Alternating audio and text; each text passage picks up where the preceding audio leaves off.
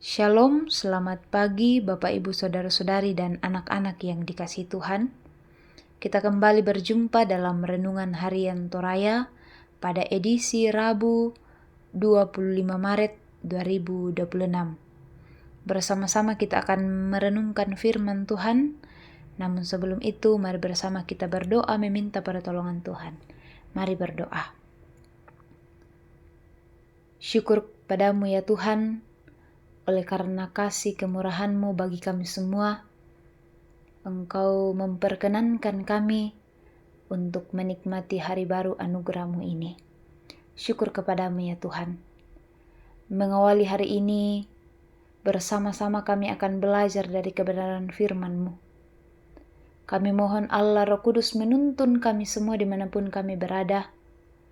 Biarlah kami mampu menjadi pendengar yang baik, menjadi pendengar yang taat, sehingga setiap firman-Mu yang diperdengarkan kepada kami semua, kami dengarkan dengan baik, kami boleh pahami, terlebih kami mampu untuk menjadi pelaku-pelaku firman di tengah-tengah perjalanan hidup yang Tuhan karuniakan kepada kami semua.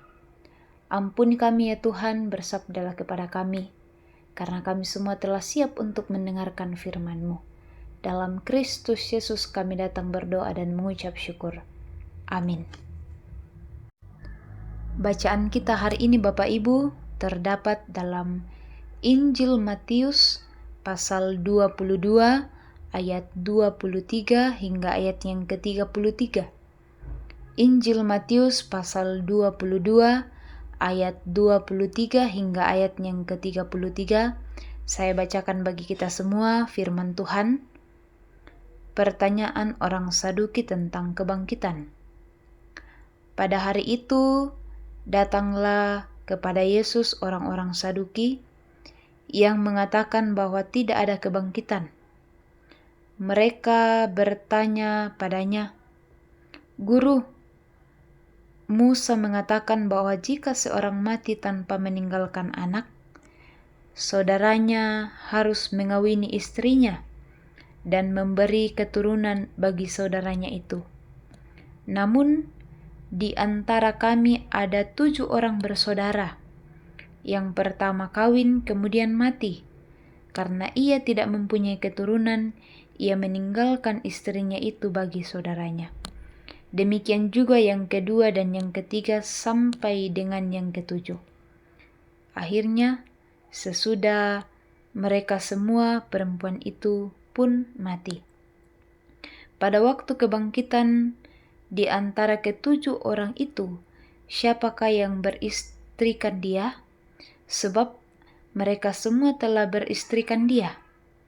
Yesus menjawab mereka, "Kamu sesat, sebab kamu tidak mengerti kitab suci maupun kuasa Allah. Sebab pada waktu kebangkitan, mereka tidak kawin dan tidak dikawinkan, tetapi menjadi seperti malaikat di surga.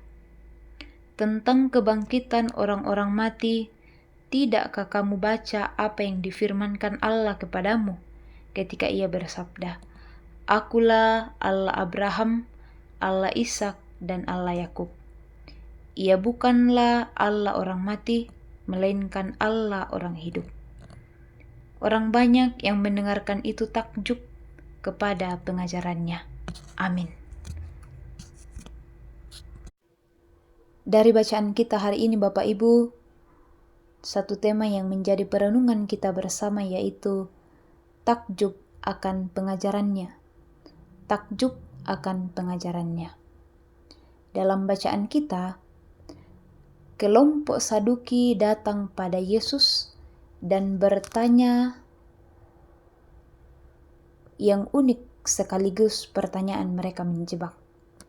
Anehnya, mereka tidak percaya kebangkitan, tapi malah sibuk bertanya soal status pernikahan di surga.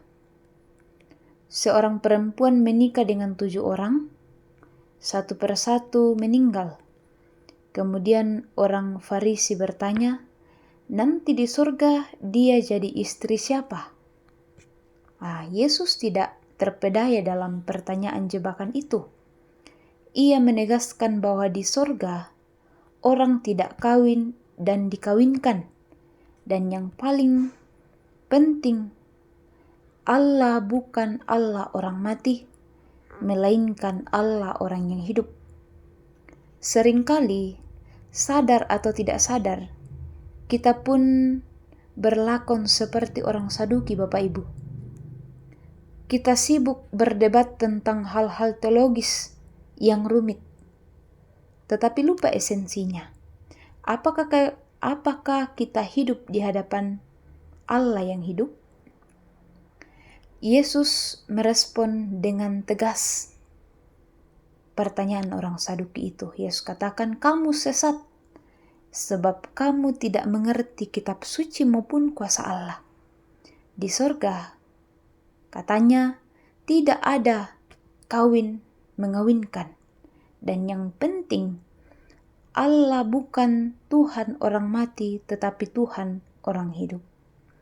Nah, perikop dalam Injil Matius ini, dalam bacaan kita, mengingatkan kita agar tidak terperangkap dalam debat religius yang kering, lalu melupakan kehidupan iman yang nyata.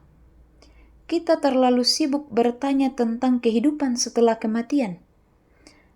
Padahal pertanyaan yang lebih penting adalah, apakah kita sedang hidup benar hari ini? Sejatinya, Tuhan tidak mencari teologi yang rumit, tetapi menghendaki relasi kasih yang nyata dengan iman yang hidup berpusat pada Yesus yang adalah sang sumber kehidupan kita semua. Karena itu Bapak Ibu Saudara-saudari, melalui firman Tuhan hari ini, teguhkanlah hati kita, teruslah percaya bahwa dalam pekerjaan Tuhan, kita akan menerima hidup di dalam kasih karunia-Nya. Yang terpenting adalah, apakah kita sedang hidup benar hari ini? Apa yang telah kita kerjakan dari hidup kita? Apakah kita kerjakan sesuai dengan kehendak Tuhan? Ataukah kita malah sibuk dengan dunia kita sendiri tanpa mengerjakan apa yang harusnya kita kerjakan selaku anak-anak Tuhan?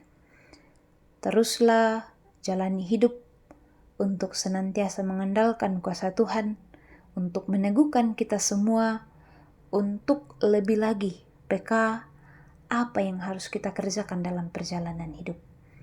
Tuhan yang menuntun kita semua. Amin firman Tuhan. Kita berdoa, mari berdoa. Ya Bapa, kami bersyukur waktu teduh Tuhan boleh anugerahkan bagi kami semua. Dimanapun keberadaan kami saat ini, kami percaya bahwa perkenanan-Mu hingga memungkinkan kami untuk mendengarkan firman-Mu pada pagi hari ini. Sekiranya apa yang telah kami dengarkan bersama betul-betul meneguhkan iman kami. Kami mohon Allah Roh Kudus menuntun kami semua anak-anak-Mu untuk terus mewujudkan kebenaran Tuhan di tengah-tengah perjalanan hidup yang Tuhan karuniakan bagi kami semua. Ya Allah, ya Tuhan kami datang menyerahkan seluruh perjalanan hidup kami. Secara khusus sepanjang hari ini kami akan lanjutkan ya Tuhan. Kami mohon perkenanan Tuhan, kuatkan dan teguhkan kami semua. Sekiranya kami semua terus dalam lindungan kuasa kasih Tuhan. Biarlah segala apa yang Tuhan percayakan bagi kami, semuanya boleh kami lakukan dengan baik, boleh kami jalani dengan baik. Terlebih melalui setiap perjalanan hidup, kami senantiasa mempermuliakan Tuhan. Pakai kami untuk menjadi berkat bagi sesama kami ya Tuhan.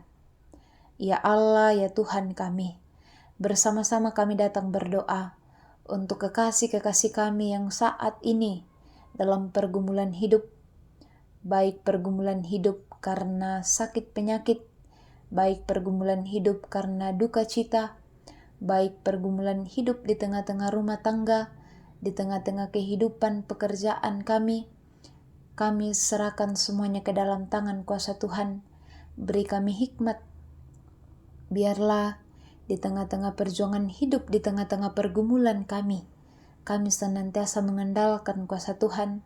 Biarlah hati, pikiran kami semata-mata tertuju pada Kristus untuk senantiasa setia menanti pekerjaan Tuhan di tengah-tengah setiap pergumulan hidup yang kami alami.